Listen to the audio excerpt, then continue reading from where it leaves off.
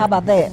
That part. You Yeah. have tents where people set up businesses for barbershops. You have you saw trailers that. where Yes. people are doing hair, Yes. actually doing braiding, washing a mud. car So, with, yes. It was an It's a eye-opener. definite wake-up call to remain humble, because I think that we all are humble to a certain extent, but coming here even reconfirms that the humbleness should always be there, because there's no poverty really in America. Never. You know, in comparison to here. There's no starvation really in America compared to here. And so it just really was an eye-opener. It was tears of happiness and also tears of sadness. And so the museum was the biggest sadness for us. I think all of us walked out with a real heavy heart. But it was so Hard time. educational, and I'm one that really don't like history. This is my history. that I ask him everything. So That was probably one of the best, as far as I'm concerned, 'cause I'm a historian.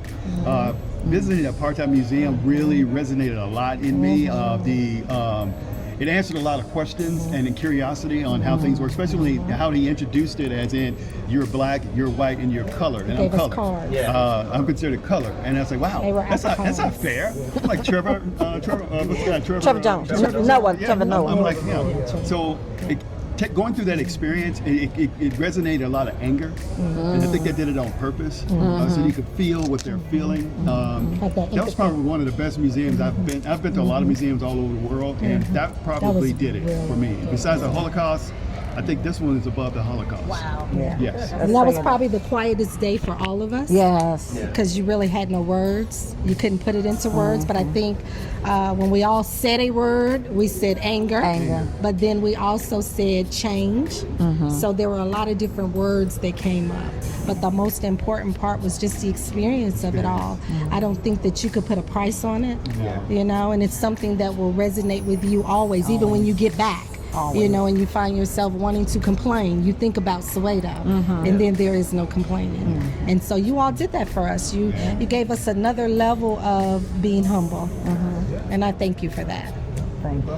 Well, so I will say this, you know, as us being, living here and wanting to extend this level of service to our people, and others if possible, but to our people, that again, from our perspective, I don't think anyone's doing this for the most part, and we just felt that it was important, and I think there's a lot of us accomplished people, because sitting in this space is a bunch of accomplished people, but they're willing to come here and see what all the, I'm going to use the word hype, was all about.